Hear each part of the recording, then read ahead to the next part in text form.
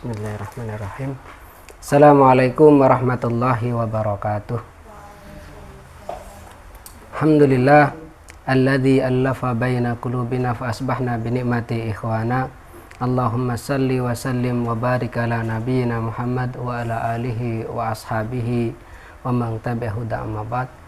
Alhamdulillah, kita panjatkan puji syukur kehadirat Allah Subhanahu wa taala yang terus-menerus mencurahkan nikmatnya kepada kita, menjaga iman kita, memberikan kesehatan kepada kita, dan memberikan kesempatan kepada kita untuk terus belajar, memperdalam pemahaman kita terhadap agama Allah Subhanahu wa taala, dan semoga ini menjadi bagian dari tanda kebaikan yang Allah curahkan kepada kita, sebagaimana sabda Rasulullah sallallahu alaihi wasallam, "Mayuridillahu bi khairan yufaqihu fiddin."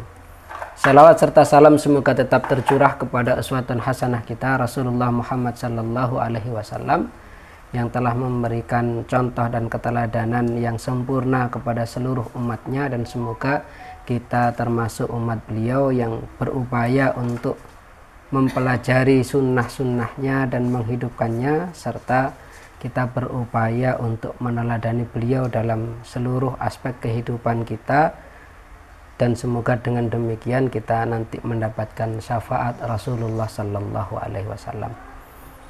Insyaallah pagi hari ini kita melanjutkan Arba'in Nawawi hadis yang ke-6 gitu ya. Pada hadis yang ke-6 ini redaksi atau matanya itu ada satu kata yang pada beberapa cetakan itu berbeda. Ada yang pakai kata umurun mustabihatun, ada yang tidak pakai. Misalnya kalau yang tidak pakai itu pada Sahih Muslim, karena ini riwayat Imam Bukhari dan Imam Muslim, tetapi matanya menggunakan riwayat Imam Muslim. Kalau di Sahih Bukhari itu pakai nggak pakai inna di awalnya, begitu ya. Kemudian pada Al-Wafi cetakan Darul Mustafa itu juga nggak pakai umurun. Nah, sementara pada Majmu' Syuruh Arba'in Nawawi itu pakai umurun. Demikian pula pada kitab kecil yang kita jadikan pegangan pada kajian itu pakai umurun, begitu ya. Nah, monggo nanti kalau menghafalkan mau pakai umurun atau ndak pakai, begitu ya, maknanya sama. Kalau saya biasanya ndak pakai umurun ketika menghafalkan, gitu ya. Baik, kita mulai. Mungkin kita bisa membaca bersama-sama, begitu ya, hadis Arba'in Nawawi yang ke-6. An Abi Abdillah Nu'man ibn Bashir radhiyallahu anhuma qala sami'tu Rasulullah sallallahu alaihi wasallam yaqul innal halala bayyinun wa innal harama bayyinun wa bainahuma mustabihatun. Nah, ini yang terjadi perbedaan pendapat ya. Sebagian cetakan itu langsung wa bainahuma mustabihatun, tapi kalau di kitab yang jenengan pegang itu wa bainahuma umurun mustabihatun. Insya Allah tidak jadi masalah mau pakai umurun atau tidak pakai umurun, maknanya tidak berbeda, begitu ya.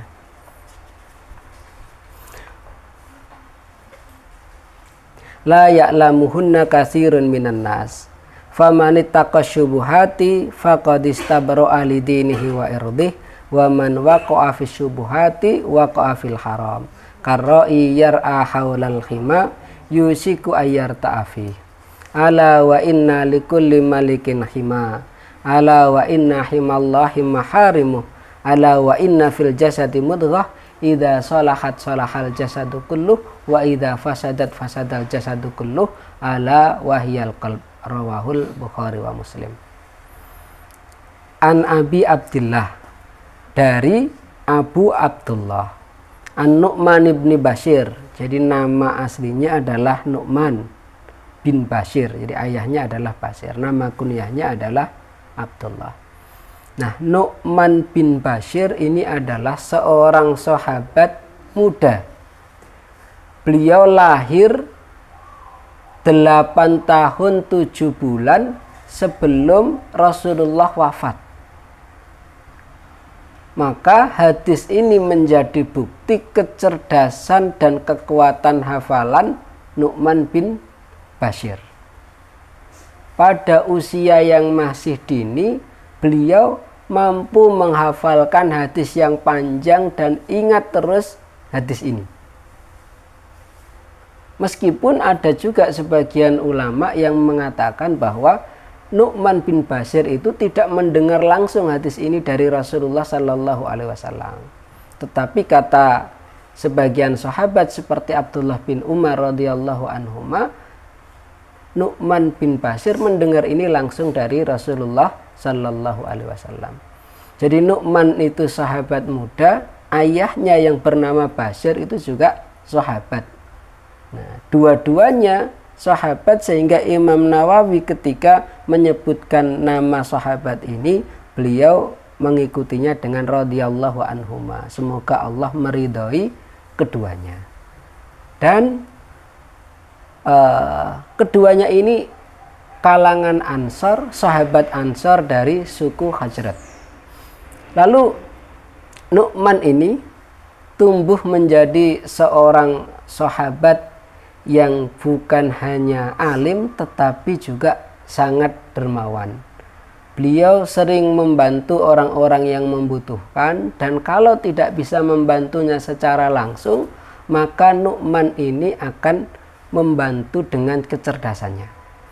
Contoh misalnya pada saat pada masa Umayyah bin Abu Sufyan, pada masa Muawiyah bin Abu Sufyan yang menjadi khalifah pada masa Muawiyah, Nu'man ini ditunjuk menjadi gubernur Homs.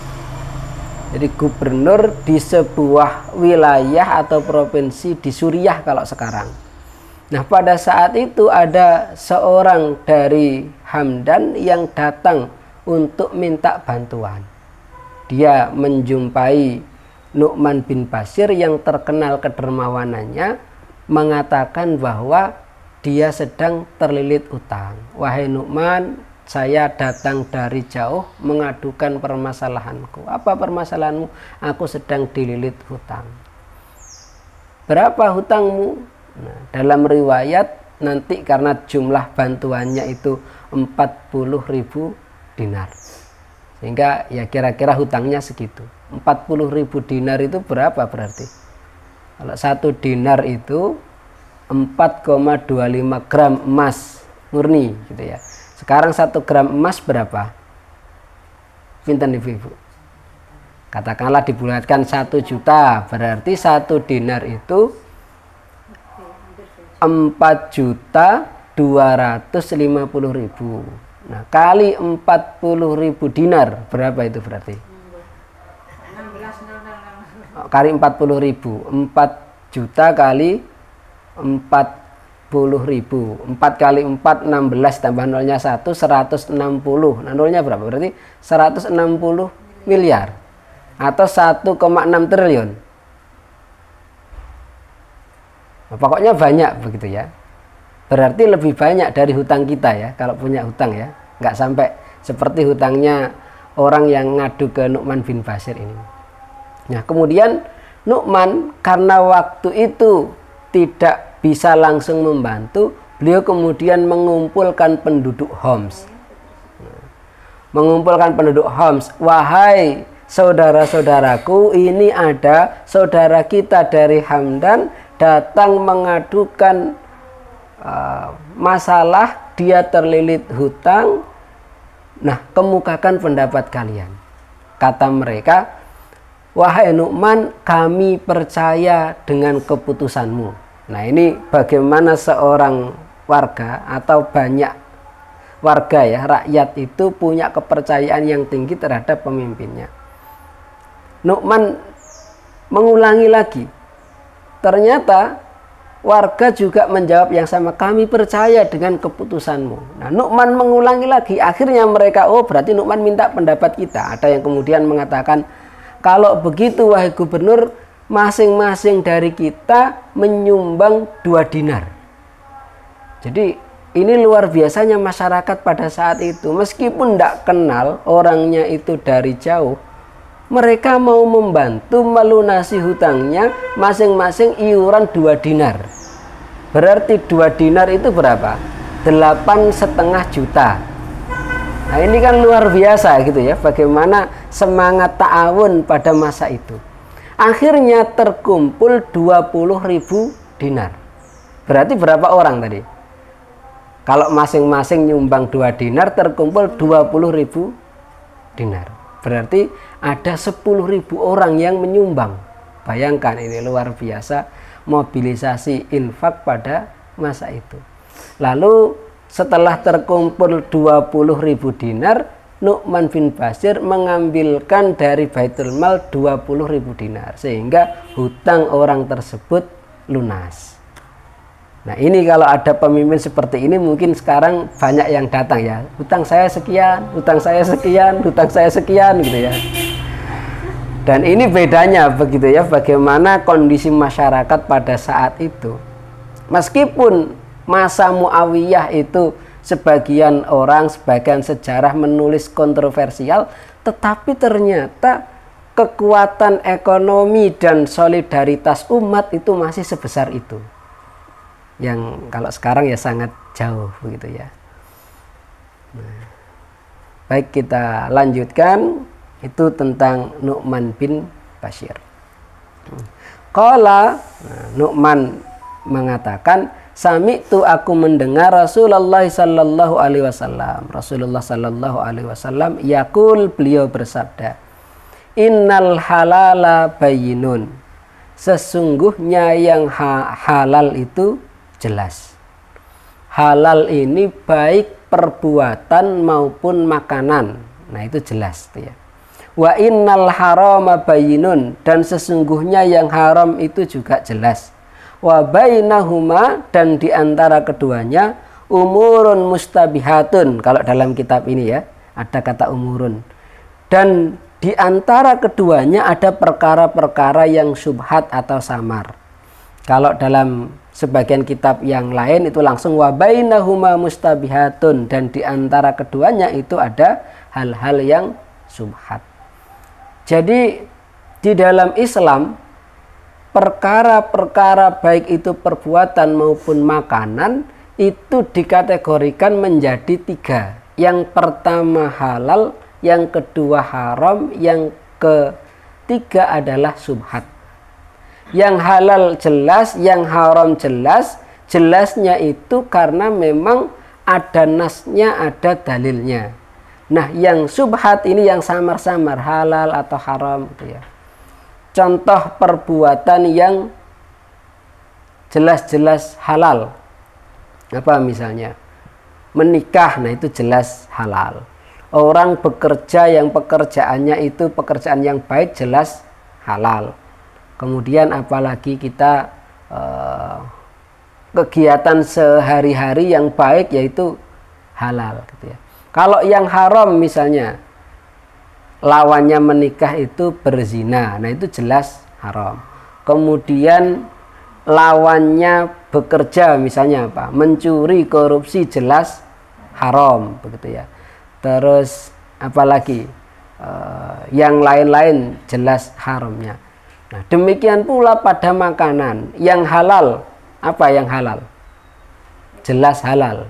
Nah, ini kan banyak sekali begitu ya. Nasi kalau itu kan jelas halal. Jadi halalnya makanan itu ditentukan oleh 2 syarat. Yang pertama zatnya halal, yang kedua cara memperolehnya halal.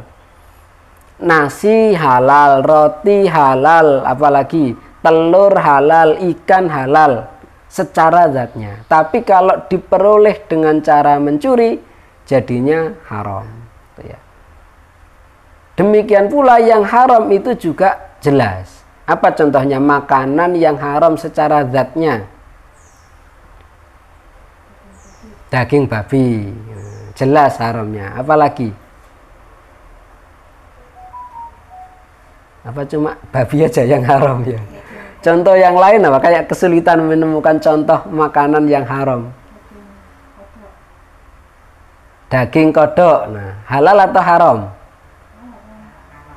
Haram ya. Jadi kata kodok itu termasuk haram. Meskipun ada juga yang tidak tahu. Kemudian, wah ini apa ini? Tulisannya suiki. Nah, kadang kan dijual ya. Kalau di Surabaya itu ada saya punya teman di Tuban itu katanya juga ada itu warung suiki. Jadi ya biasa gitu ya.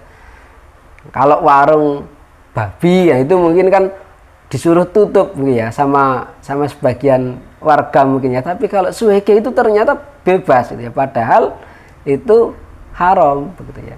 Apalagi misalnya yang haram. Apa? Hewan bertaring. Misalnya harimau gitu ya. Tapi nggak ada ya yang jual daging harimau kan nggak ada ya. Ular. Ada yang jual daging ular? Oh ada. Oh iya. Nah, minuman keras atau khamr, nah itu kan jelas haramnya. Tapi ya banyak yang ini apa namanya, yang jual dan yang beli, yang minum begitu ya. Nah antara keduanya itu wa bainahuma mustabihatun. Nah itu hal-hal yang subhat. Contohnya apa berarti? Kalau makanan yang subhat. Kenapa? Kepiting. Nah, kepiting karena ada yang berpendapat halal, ada yang berpendapat haram begitu ya. Nah, itu subhat. Saya pernah ke Mengare, nah itu dijelaskan ada kepiting dan ada apa satunya? Rajungan. Nah, itu apa bedanya kepiting dengan rajungan? Jadi yang diperselisihkan itu kan karena yang hidup di dua alam begitu ya. Nah antara kepiting dengan rajungan ini biar nggak terbalik. Nah itu salah satunya hidup di dua alam katanya begitu. Yang satu itu enggak sehingga lebih aman. Tetapi nanti ada lanjutannya begitu ya. La ya'lamuhunna katsirun minan nas, tidak mengetahui kebanyakan manusia. Jadi mayoritas manusia itu tidak mengetahui, tetapi para ulama nanti bisa mengetahui. Jadi contoh tadi misalnya kalau kepiting itu apakah halal atau haram, ketika ulama meneliti kemudian ulama itu berfatwa halal, nah berarti jelas bagi ulama itu. Tapi bagi orang yang tidak tahu halal atau haram, nah itu jadinya subhat. Nah, antara kepiting dengan rajungan itu yang hidup di dua alam yang mana?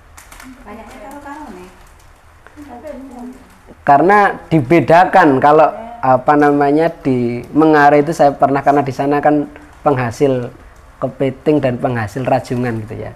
Nah, kalau yang diperselisihkan itu yang hidup di dua alam, sementara yang hidup di satu alam, misalnya hidup di air, terus kalau dia ditaruh di darat beberapa waktu kemudian dia mati, nah itu berarti ya dia halal karena dia hewan air.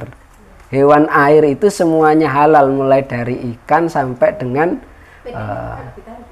cumi-cumi gitu ya. Jadi cirinya begitu. Iya, peting itu kan kalau di darat lama-kelamaan juga mati. Nah, berarti kalau begitu tidak termasuk hewan dua alam. Nah, akhirnya itu tadi ketika tidak jelas bagi kita itu jadi subhat, tapi ketika jelas bagi ulama, nah itu bukan subhat bagi ulama. Gitu. Contoh lagi misalnya, kalau yang diperselisihkan oleh ulama itu adalah kura-kura. Kura-kura itu menurut mayoritas ulama haram, tetapi ada ulama mazhab Maliki yang kura-kura itu kalau disembelih dan tidak jijik ya halal. Gitu. Ya kita tidak pernah gitu ya. Nah, ada makanan-makanan tertentu yang akhirnya jatuh menjadi subhat gitu ya. Juga perkara-perkara tertentu. contohnya diklasifikasikan menjadi 3. Yang pertama, ketika halal bercampur dengan yang haram, itu jadinya adalah subhat. Contoh misalnya, ada 2 ekor kambing. Kambing kan binatang yang halal ya. Yang satu disembelih oleh seorang muslim, berarti dia menjadi daging yang halal. Tapi yang satu disembelih oleh non-muslim, oleh orang kafir, sehingga kemudian dia jadi haram. Nah, daging ini yang sudah diceceli ternyata dicampur jadi satu oleh penjualnya. Nah, ini halal atau haram? Nah, inilah contoh dari subhat ketika halal bercampur dengan haram. Kemudian contoh yang kedua itu ketika sesuatu yang halal itu kemudian ragu-ragu apakah dia jadi haram.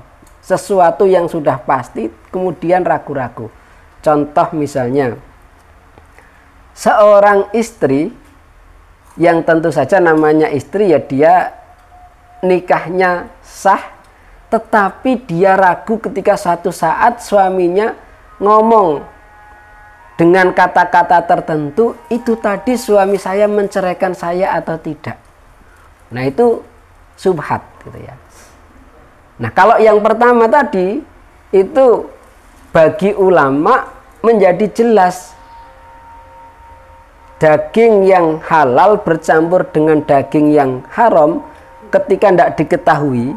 Nah, itu cara menyelamatkan diri adalah tidak memakannya sama sekali, karena itu subhat. Kalau diambil khawatir ternyata yang haram. Nah, kalau yang contoh kedua bagaimana kejelasannya?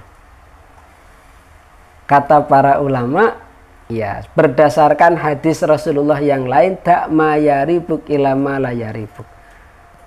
Tinggalkan apa yang meragukanmu menuju apa yang tidak meragukanmu. Yang tidak meragukan, yang yakin itu statusnya kan menikah. Kalau kata-kata suaminya itu tidak jelas menceraikan atau tidak dan tidak ada konfirmasi, berarti tidak cerai, tetap dalam pernikahan yang sah ya. Contoh lain misalnya, jenengan sudah punya wudhu misalnya, berangkat kajian punya wudhu begitu ya, terus pulang mau sholat duha, saya tadi sudah batal apa belum ya? Nah, itu kan termasuk subhat samar-samar. Nah, kalau begitu berarti apa? Yang jelas jadi batal atau jadi tidak batal? Nah, kalau kata para ulama jadinya tidak batal, karena hukum asalnya adalah punya wudhu. Sementara dia batal atau enggak itu kan masih ragu-ragu, saya tadi batal atau enggak gitu ya. Nah, itu kembalikan ke yang yakin hukum asalnya, berarti masih punya wudhu. Beda dengan kalau sudah yakin batal terus pura-pura tidak batal, itu beda. Kalau sudah buang angin misalnya ya, terus enggak kok saya tadi enggak, nah itu berbeda. Tapi kalau ragu-ragu benar-benar tidak ingat tadi itu sudah buang angin, sudah kentut atau belum, kalau enggak ingat ya berarti dihukum asalnya, dia dalam kondisi suci begitu. Nah, yang ketiga, ketika khawatir itu halal atau haram. Nah, ini pernah terjadi pada Rasulullah Shallallahu Alaihi Wasallam ketika tiba-tiba di rumah beliau ada kurma. Orang rumah ditanya, kurma ini tadi hadiah atau sedekah? Nggak ada yang tahu. Nggak tahu ya Rasulullah, tadi ada seorang sahabat atau seorang laki-laki yang naruh di situ.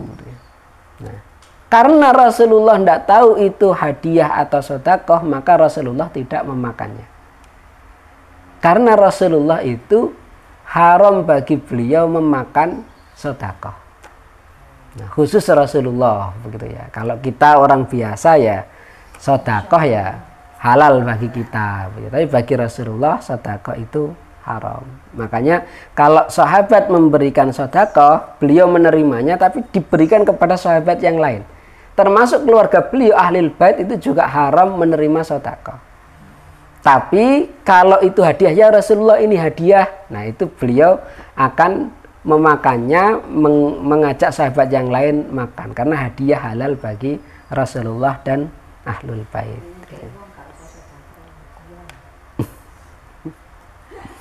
Nah ini tiga perkara di dalam Islam dan juga bagaimana contoh subhat begitu ya. Nah kemudian Rasulullah melanjutkan untuk menyikapi subhat tadi. Jadi subhat ini la ya'lamuhunna katsirun minan nas. Kebanyakan manusia tidak mengetahuinya. Nah, ini pentingnya kemudian kedudukan para ulama yang mereka tahu mana yang halal, mana yang haram, sehingga sedikit sekali yang subhat. Kalaupun bagi seorang ulama ada perkara subhat, maka akan diselesaikan bersama ulama-ulama yang lain. Entah melalui bahsul masail, entah melalui forum-forum lainnya yang namanya mungkin macam-macam ya, ada muktamar ulama, ada apalagi begitu, yang intinya kemudian menentukan hukum sesuatu, dan itu pasti akan terus terjadi hal-hal yang baru. Contoh misalnya ada sekarang uang digital, hukumnya bagaimana? Kalau kita masih belum tahu, itu subhat. Nah itu wilayahnya ulama nanti yang punya wewenang halal atau haram. Nah itu ulama yang akan membahasnya, makanya disebut bahsul masail misalnya. Atau kalau itu Majelis Ulama Indonesia ya ada komisi fatwa. Nah itu nanti yang akan menggodok permasalahan itu lalu menerbitkan fatwa Majelis Ulama Indonesia gitu. Sehingga menjadi jelas bagi beliau. Dan juga kita yang orang awam ketika mengikuti atau membaca hasil-hasil fatwa itu, kita pun ikut menjadi jelas, tidak samar-samar lagi. Nah, bagaimana menyikapinya? Famanit taqasyubuhati faqadistabro'a lidinihi wa irdih. Faman, maka barang siapa ittaqo, menjaga diri atau bertakwa terhadap asyubuhat yang subhat, faqadistabro'a, faqad maka sungguh, istabro'a dia telah menjaga lidinihi bagi agamanya, wa irdihi dan kehormatannya. Jadi yang dituntunkan oleh Rasulullah Sallallahu Alaihi Wasallam adalah bagaimana kita menghindari dan menjauhi subhat. Karena dengan menjauhi subhat itu akan membuat agama dan kehormatan kita terjaga. Contoh misalnya gaji yang resmi, nah itu kan jelas halalnya. Mencuri jelas haramnya, korupsi jelas haramnya. Tapi mungkin ada yang subhat di antara keduanya. Misalnya seseorang yang sudah mendapatkan gaji begitu ya, dari perusahaan atau dari pemerintah, kemudian dikasih sama rekanan. Nah, bagaimana? Kalau tidak yakin dengan hukumnya, itu jadinya subhat, dan yang terbaik adalah famanit taqasyubuhat, menjaga diri dari subhat itu. Artinya ya berarti ditolak itu lebih selamat. Hadiah kan enggak apa-apa. Hadiah tidak apa-apa, tapi kalau hadiah itu mempengaruhi keputusan, itu jadinya suap. Contoh misalnya ada 3 orang rekanan gitu ya, 3 orang rekanan yang sama-sama mengajukan tender. Nah, mengajukan tender, terus kita yang bagian memutuskan mana yang menang tender. Terus yang satu misalnya ngasih, Pak ini hadiah buat beli roti, tapi ternyata 1 miliar gitu ya, atau 100 juta gitu ya. Yang dari itu kemudian kita akhirnya ini aja yang dimenangkan, dia sudah ngasih hadiah. Nah itu bukan hadiah, itu namanya riswah, suap. Nah ini yang perlu untuk berhati-hati.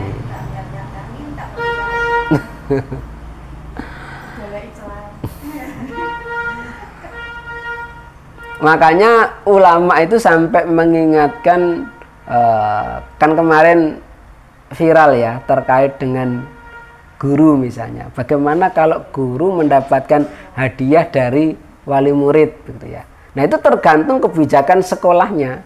Kalau sekolahnya mengizinkan ya enggak apa-apa. Tapi kalau hadiah itu kemudian membuat dia pilih kasih terhadap muridnya, nah itu yang bisa masuk ke kategori riswah. Tapi kalau hadiah itu tidak membuat dia terpengaruh sama sekali dan sekolah mengizinkan, ya tetap hadiah.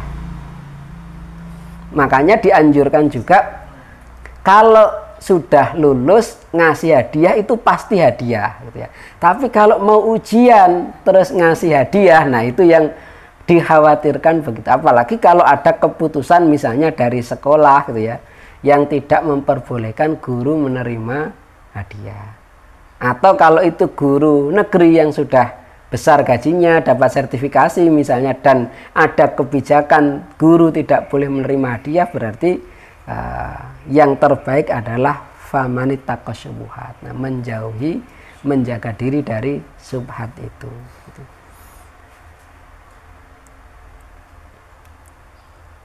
Kemudian lanjutannya, waman waqa'a fis syubhati waqa'a fil haram. Dan barang siapa yang terjatuh dalam syubhat, waqa'a fil haram, dia terjatuh dalam yang haram. Nah, kenapa kita harus menjauhi syubhat? Khawatirnya kalau kita terjatuh pada syubhat, kita juga akan terjatuh pada yang haram. Contohnya apa? Ya, kalau tadi itu misalnya ya, hadiah begitu ya, ternyata itu karena awalnya syubhat, nah kita tidak tahunya ternyata kalau kita terima itu haram, ya kita terjatuh kepada yang haram. Makanya dulu pernah ada asbabul wurud hadis tentang suap. Nah itu kan ada amil itu petugas zakat yang sudah digaji oleh Rasulullah. Tetapi ketika dia memungut zakat, itu ada orang yang mengatakan, ini zakat saya, ini untukmu. Nah itu kan seakan-akan hadiah. Tapi dengan hadiah itu, akhirnya amil ini kan tidak bisa memeriksa dengan teliti. Dia sudah terpengaruh dengan hadiah itu. Harusnya zakatnya ini dihitungkan secara teliti hartanya begitu. Harusnya zakatnya ini 1000 dinar, tapi dia cuma ngasih 500 dinar. Terus dia ngasih 100 dinar uang tips. Ini hadiah untukmu. Nah, yang seperti itu ketika dia lapor kepada Rasulullah, wahai Rasulullah, ini zakat, ini hadiah dari orang itu untuk saya. Rasulullah Shallallahu Alaihi Wasallam menegurnya, kenapa engkau tidak duduk saja di rumah lalu engkau lihat apakah orang itu ngasih engkau hadiah atau enggak. Jadi seandainya dia nggak jadi amil, terus orang itu nggak ngasih hadiah, tapi kalau dia jadi amil orang itu ngasih hadiah, nah ini yang membedakan. Jadi kalau memang itu tetangga, teman yang sudah biasa ngasih hadiah, ya itu memang murni hadiah begitu ya. Nah ini yang perlu untuk berhati-hati, apakah itu mempengaruhi keputusan kita dalam hal kebijakan publik ya ini. Dalam hal kebijakan publik sehingga berlaku untuk pejabat pemerintah. Dan banyak hal memang yang dilarang dalam pemerintah itu tidak dilarang di swasta. Nah, kalau swasta misalnya kita beli kepada supplier begitu ya, yang kita sudah mengenal, kemudian kita ngasih hadiah kepada supplier itu, nah itu tidak termasuk suap begitu ya. Kenapa? Karena nggak ada larangannya gitu ya. Itu kan hadiah untuk menjaga hubungan. Tapi kalau misalnya itu pejabat pemerintah, nah itu sudah jelas ada istilahnya larangan gratifikasi, ada tentang tindak pidana korupsi dan sebagainya begitu. Sehingga menjauhi yang subhat. Kalau terjatuh dalam yang subhat itu bisa terjatuh dalam yang haram. Karoi yar'a haulal khima. Karoi seperti penggembala. Yar'a yang menggembalakan. Haulal khima di sekitar al khima itu tanah larangan. Yusaku hampir saja ayyarta'a dia masuk fihi dalam tanah larangan itu. Ala ketahuilah wa inna dan sesungguhnya likulli bagi tiap-tiap malikin raja hima, tiap raja itu punya tanah larangan. Jadi dulu itu setiap raja itu pasti punya tanah yang dikhususkan untuk ini dipakai untuk menggembalakan kuda-kudanya kerajaan.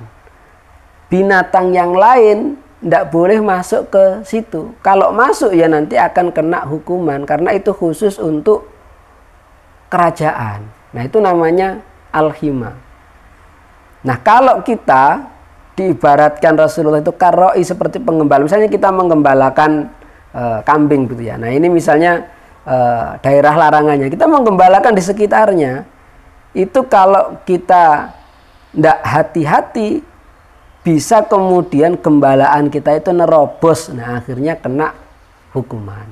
Nah diibaratkan seperti itu ketika sudah ada batasannya ini haram begitu ya. Ini haram. Kemudian kita tidak hati-hati, yang dekat dengan haram ini kan subhatnya. Ini kan jelas halal ya, yang jauh dari yang haram ini kan jelas halal. Kita mendekati yang haram, yang subhat-subhat ini, nah khawatirnya kemudian terjatuh kepada yang haram. Maka untuk menjaga yang subhat itu memang yang pertama harus menjaga dari yang haram. Jadi yang haram ini jangan sampai kemudian diterabas. Kalau kita bisa menjaga diri dari yang haram, kita bisa menjaga diri dari yang subhat. Tapi kalau yang haram saja sering kita lakukan, nah itu yang subhat biasanya juga akan lebih sering lagi begitu. Ala wa inna likulli malikin hima, ini tadi sudah ya. Ala wa inna himallahi maharimuh. Ketahuilah wa inna dan sesungguhnya himallahi larangan Allah maharimuh adalah apa-apa yang dia haramkan. Jadi semua yang diharamkan Allah itu adalah al-hima, semacam batasan tanah larangan milik Allah. Nah, jangan diterobos. Makanya di dalam Al-Quran itu misalnya apa? Tentang zina itu kan jelas haram. Nah, Allah kemudian memberikan juga biar lebih aman gitu ya. Wala taqrabuz zina. Jangan mendekati zina. Jadi bukan hanya zinanya yang diharamkan, mendekatinya juga tidak boleh. Nah, demikian pula misalnya minuman keras gitu ya. Minuman keras itu diminum itu haram gitu ya. Tidak diminum, tidak haram, tapi kalau kita misalnya datang ke mana tempat minum-minuman haram, katakanlah diskotik atau di mana begitu ya. Nah itu kita sudah mulai mendekati. Nah kalau itu tetap dilakukan, khawatirnya kemudian ya terteguk juga begitu ya, apa namanya, jadi minum juga akhirnya begitu. Kemudian dilanjutkan terkait dengan hati. Ala wa inna fil jasadi mudghah. Ala ketahuilah wa inna dan sesungguhnya fil jasadi di dalam jasad mudghatan ada segumpal daging. Idza sholahat apabila mudghah itu baik, sholahal jasadu kulluh maka baiklah seluruh tubuh.